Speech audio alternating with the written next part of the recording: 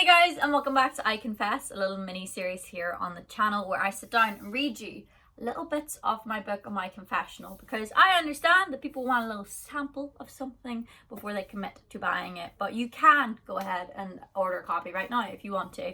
So today we are on chapter 5, so if you haven't already caught the first 4 parts of this little series, then go ahead and check those out as well.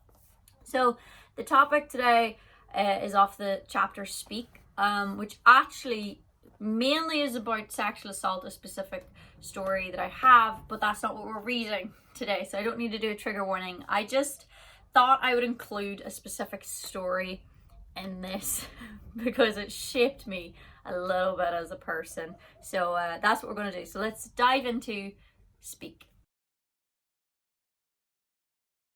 So I'm going to read you the little introductory piece here that goes before the chapter, and I'm going to read this before I read the story. So, it is wisely advised that one should never venture too far down the lanes of their own memory, at least without adult supervision. I've never been one to heed the stark warnings of others, and instead opt to learn from my own mistakes. If my life were a book, every pearl of wisdom would be a moment of foreshadowing. To this day, one of the earliest cautions I recall was my mother informing me of the danger of strangers. Little did I know that I would come a little too close to the power men wield without fear of consequence. Luckily, I was not one to have crushes in the school. I took this as a blessing, as it would be one less thing I'd have to say in confessions with my priest at church on Sundays. The more I learnt about sex, the happier I became to ignore feelings of lust. These feelings of ambivalence towards the opposite sex carried well into adolescence. By the age of 12, as my peers were attending the local discos and contemplating snogs with strangers, I rejected every thought. As a result, I was teased for my absence and lack of desire to be desired.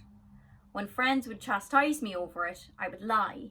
I have kissed a boy before, you just don't know him. I confided in my best friend at the time and told her most of the truth. Instead of being supportive in my choices, she insisted that she'd fix it. After listing the boys in her year, she made me pick one. With this, she was to become matchmaker. You've just got to get it over and done with. I agreed. If it were known by my classmates that I'd officially kissed a boy, the teasing would end. For the sake of this story, let's call the first boy to ever kiss me Bob. Bob was an in-betweener who managed to be part of every friendship circle at school. It was rare that someone could weave within groups.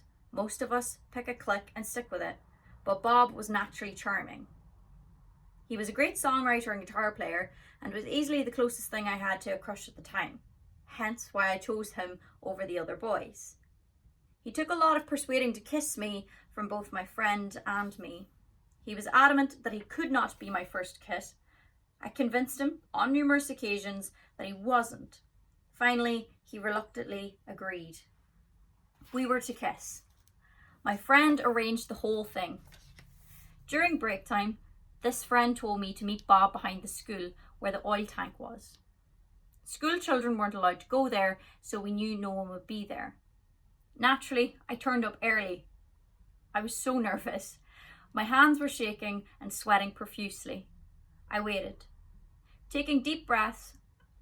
After a few minutes, I heard footsteps slowly approaching, and I prayed to God it wasn't a teacher. It was Bob. As he emerged around the corner, he flicked his long fringe to announce his arrival. In that moment, I wondered why he didn't just cut it enough to be out of his eyes. Surely his neck must hurt by the end of the day after the constant flicking.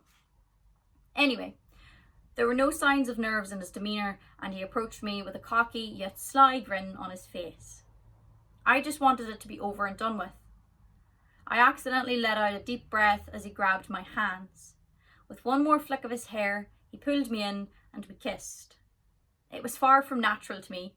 I tried my best to enjoy it, but the worry of whether or not I was doing it right overtook me. I'll be honest, it was a sloppy, saliva-infused nightmare. Even though I had nothing to compare it to, I knew it wasn't good.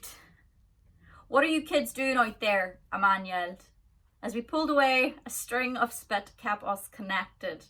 I wiped my mouth and we ran back to the schoolyard. We parted ways at the canteen. As I hurried down the steps towards class, I locked eyes with my friend who was waiting. She began clapping giddily and asked me all of the questions under the sun. It was fine, I shrugged. I'm in his class now, so I'll just ask him then, she said, disappointed by my lack of salacious news. As I made my way to class, school suddenly felt like a school out of a teen movie.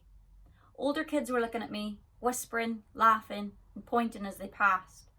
My whole face began to blush bright red, a trait my mother blessed me with. I sprinted to the IT department to where my next class was. It was a triple period lesson, so I was going to be there for some time. I put my headphones in, started up Microsoft Word, and made my way through our worksheet of study notes. Even though phones were banned in school, people were using them as MP3 players, so they were allowed on the tables. One person forgot to put their phone on silent, and as they were being yelled at, I pulled out one ear and turned around. As I scanned the room, I noticed a few people staring at me. Without hesitation, I raised my hand and asked for permission to use the bathroom. You should have gone at lunch, the teacher scowled. I pleaded and was granted permission. Never again, she said as she handed me the bathroom slip. The computer room was the farthest from all the bathrooms, so I belted it through the corridors. No running in the halls, I heard a man's voice yelling from the maths room. I turned to face him, and my heart sank. The classroom had turned around to see who it was. In that moment, I made eye contact with Bob. The class erupted when they saw me. They were howling with laughter. My eyes began to water as he mouthed, "I'm sorry." Before I could even apologise to the teacher, he gestured for me to move on and told them to settle down. I was mortified. I couldn't run, so I had to listen to the mean things they were saying. I hung my head in shame. It was that bad of a kiss that everyone knew about it. Bob had told everyone. It was a very small school. News travelled fast. I locked myself in the bathroom stall and quietly cried myself into a panic. It was too late in the day to call sick, so I had to just wait it out. The rest of the day was just as horrible as you can imagine. I earned the nickname Slobber and took the rest of the week off. Just like most things, the heat had died down by the time I arrived back on Monday. I was still scarred. I stopped talking to almost everyone and shut off for the remainder of the year. And it wasn't until several years later that I found myself a small but solid group of friends.